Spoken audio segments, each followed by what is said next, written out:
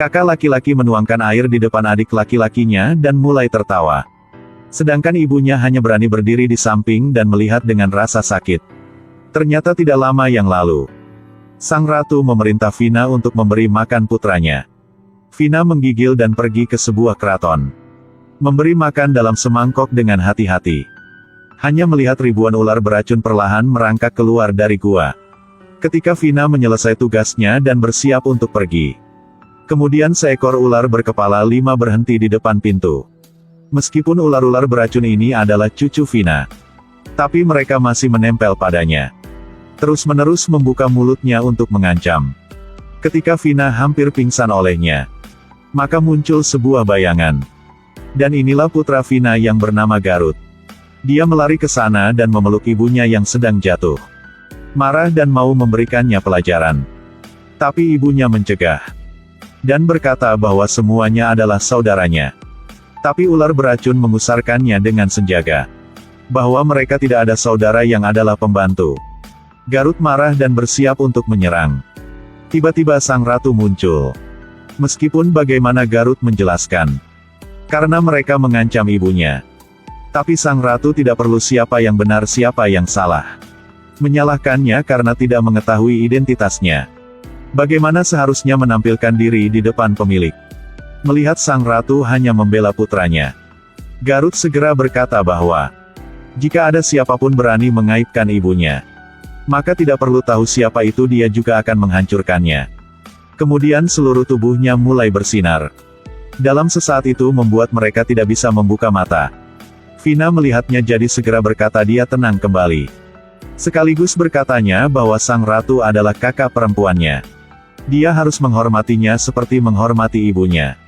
Sang ratu melihat Garut berani memandang padanya. Segera memerintahkannya untuk menarik pandangan itu. Melihat pembangkangan tegas Garut, ratu mengambil cambuk. Langsung untuk memukul Vina. Melihat ibunya dipukul, dia segera pergi ke depan dan berubah pandangan. Sekaligus berlutut untuk mengemis untuk memaafkannya. Meskipun sang ratu sudah menerima kata maafkannya, tapi dia memintanya harus mengucapkan maaf kepada anaknya. Di bawah nasihat ibunya. Akhirnya Garut sudah harus mengucapkan maaf mereka. Tapi kemudian dia meminta saudara ular beracun. Ibu saya adalah seorang penatua. Anda harus meminta maaf karena telah membuatnya takut. Hal ini membuat sang ratu sangat ramah. Dia memerintah Vina menyuruh Garut pergi keluar dan berlutut. Jika berani melanggar perintah, Anda pasti tahu betapa mengerikan konsekuensinya. Seperti itu, Garut harus berlutut di luar keraton. Menghadapi penghinaan dari saudara ular beracun.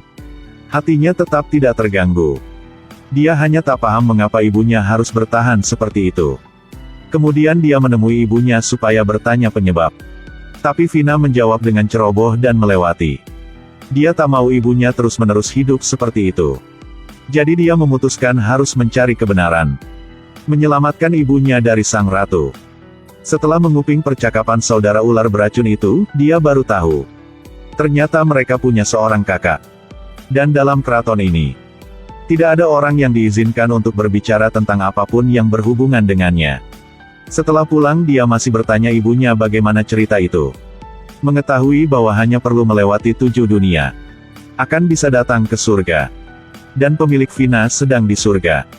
Garut menyembunyikan ibunya dan menyelinap melalui spasial dan waktu. Datang ke stasiun bulan yang pertama. Dewa bulan segera menebak tujuan dia datang ke sini. Memberi saja dia berkah. Garut terus-menerus menerbang. Stasiun kedua adalah Tanah Dewa Matahari. Dia masih tidak mengenal orang yang menaiki kereta kuda di depannya. Adalah adik laki-lakinya.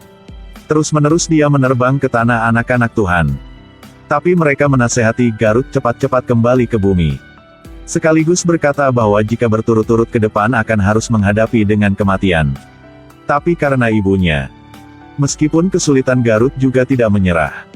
Selanjutnya dia sudah datang ke setempat yang hanya punya satu warna ungu. Dan orang yang menduduk di depannya adalah ayahnya. Garut tidak mau menyelamat tinggal ayahnya. Tapi ketika dia menerbang ke stasiun kelima, gerbang besar yang tingginya 100 meter perlahan terbuka. Garut membaca mantra yang ibunya mengajar kemudian bertahap ke dalam. Tapi pada saat ini dia masih tidak menemukan di belakangnya. Ada seekor ular raksasa yang berkepala 99. Sedang bertahap ke dekatnya dengan pelan-pelan. Adik perempuan berlutut dan mengemis kakak perempuannya menyelamatkan anaknya. Tapi kakak perempuan berharap Garut akan meninggal. Ternyata sang ratu sudah menyadari kekuatan yang luar biasa dari Garut. Jika tidak ada pengekangan dari Vina, maka dia dan semua anaknya akan dihancur. Dan Garut bisa menyelamatkan ibunya sendirian melalui spasial dan waktu ke surga. Mencari solusi rahasia antara ibunya dan ratu. Ketika dia pergi ke dunia kelima, seekor ular raksasa berkepala 99 muncul di belakangnya. Garut segera menyadari bahaya. Jadi dia berubah menjadi seekor elang untuk bertarung. Ular raksasa mulai menyerang. Garut segera melompat dan menghindari. Kemudian menerbang ke ular itu untuk menyerang. Tapi itu terlempar ke tanah oleh ekornya.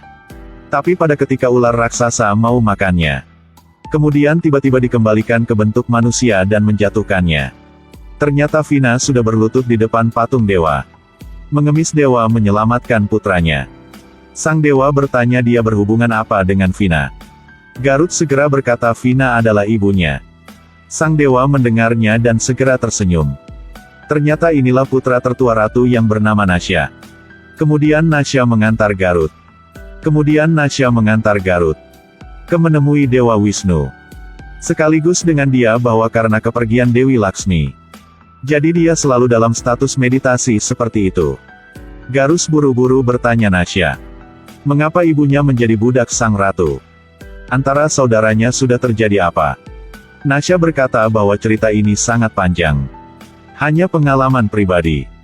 Baru mengerti mengapa mereka memilih seperti itu. Ternyata sejak lama yang lalu, semua dunia hanya adalah kosong. Bunga teratai tumbuh dari pusar Tuhan. Dan melahirkan Dewa Brahma. Tuhan sudah memerintah dia harus membuat lebih banyak dunia. Dewa Braham sudah melahirkan 10 anak laki-laki. Memerintah setiap orang mengambil posisi yang berbeda. Menjaga perkembangan alam semesta. Daksa menikahi kedua putrinya. Untuk seorang dewa, hubungan antaranya awalnya sangat dekat. Tapi sesuatu hari mereka menemui Dawasa. Dia adalah seorang yang bisa menghancurkan kutukan. Melihat keduanya baik dan mengerti cerita, dia memberikan kalung yang Tuhan memberikan kepada keduanya. Dan orang yang memakai kalung itu, tidak hanya bisa melahir anak-anak yang berdarah luhur, tetapi juga bisa menjadi terkenal seluruh alam semesta. Tapi hanya punya satu kalung, jadi seharusnya memberikannya kepada siapa? Dawasa memikir dalam beberapa waktu. Akhirnya meletakkannya ke tangan Vina. Dan benih kecemburuan mulai mengakar di hati Kana. Pada saat ini Raja Indra sedang naik gajah. Juga menemui Dawasa. Dia bertahap ke depan untuk memberi hormatnya kepada Dawasa. Melihat Indra mengerti cerita seperti itu, Dawasa memberikan sekalung lainnya untuk dia. Kemudian orang yang memakai kalung itu akan ada kemenangan dan kemuliaan tanpa akhir. Indra menerima dengan hormat. Tapi ketika Dawasa baru pergi, Indra tiba-tiba tertawa dengan sarkasme. Awalnya adalah seorang raja. Jadi mengapa diperlunya perlindungan oleh kalung? Oleh karena itu Indra sudah melemparnya. Hasilnya ditendang oleh gajah. Jatuh ke depan Dawasa. Dawasa menjemputnya kemudian segera marah. Tiba-tiba awan gelap datang dan kilat memenuhi langit. Indra mulai menyadari tidak biasa. Buru-buru melari ke depan Dawasa. Meminta maaf atas apa yang telah melakukan. Tapi pada saat ini Dawasa sedang sangat marah. Dia mengutuk Indra selamanya menjadi hanya orang biasa. Sekaligus semua hartanya menjadi kosong. Dalam sekejap, tanah longsor muncul. Dan Indra juga menjadi orang biasa. Juga karena itu Dewi Laksmi meninggalkan posisi tertinggi.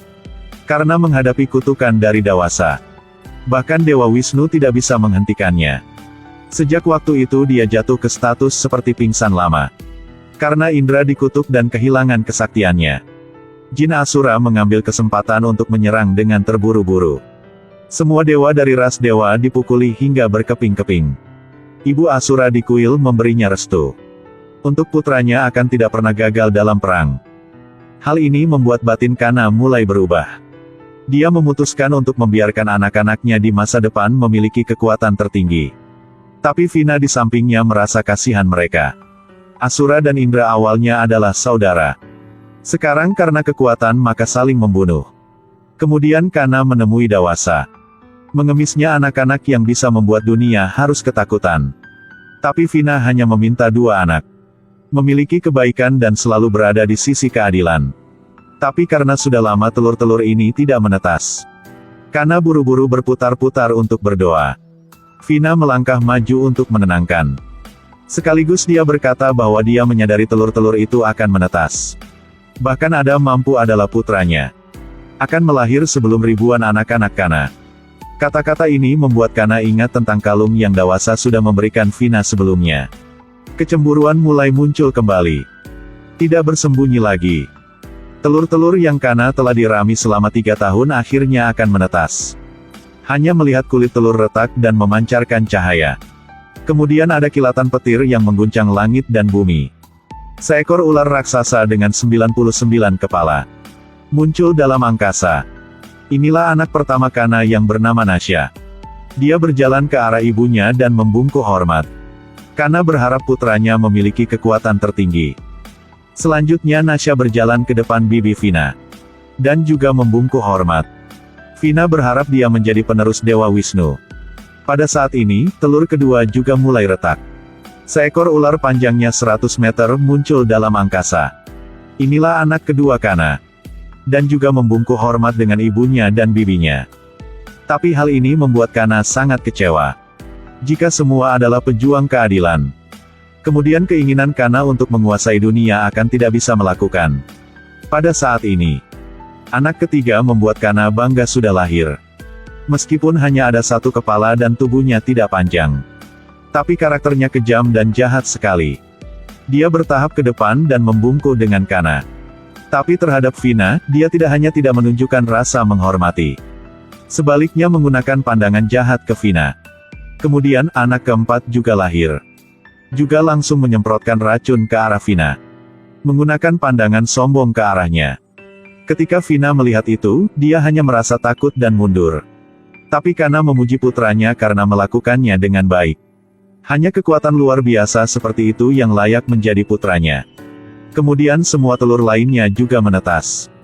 Hal ini juga memungkinkan Kana untuk memenuhi keinginannya untuk menjadi seorang ratu. Melihat putra kakak perempuan sudah lahir. Vina tidak mengerti mengapa 2 telurnya tidak ada reaksi. Keesokan harinya, Ratu mengantar putranya ke hutan untuk melatih. Jika kamu ingin menjadi lebih kuat, bunuhlah semua hewan dalam hutan. Usulan ini membuat saudara-saudara ular sangat bersemangat. Hanya melihat mereka berubah bentuk dan bergegas ke hutan. Membungkus hewan-hewan di hutan. Tapi kakak tertua dan kakak kedua tidak bergabung dengan mereka. Sebaliknya menasehati Kana. Tidak seharusnya membunuh hewan untuk kesenangan. Melihat 2 putra pertama dengan kepribadian yang identik dengan ayah mereka. Dia marah dan memerintahnya segera meninggalkan di sini. Karena untuk mengucapkan selamat kepada diri sendiri karena telah melahirkan lebih dari 1000 anak. Ratu mengadakan upacara penyambutan. Sekaligus mengundang ibu Asura yaitu Venta menghadiri. Setiap kata Kana seperti membual kepada adiknya. Putranya dilahir sebelum. Venta pun sengaja sarsak Vina. Atau mungkin kedua telur itu sudah mati. Mendengar kata-kata ini, Vina tidak tahu apa perasaan ini. Pada malam hari ketika Vina melewati kamar sang ratu. Sang ratu sengaja mengambil sebuah apel sebagai contoh. Ada beberapa hal jika dibiarkan terlalu lama. Akan mulai membusuk. Ternyata Kana sudah menyuruh putranya. Membawa tikus mati yang sudah berbau. Bersembunyi di tumpukan jerami di bawah. Membiarkan Vina mencium bau busuk dan memecahkan 2 telur.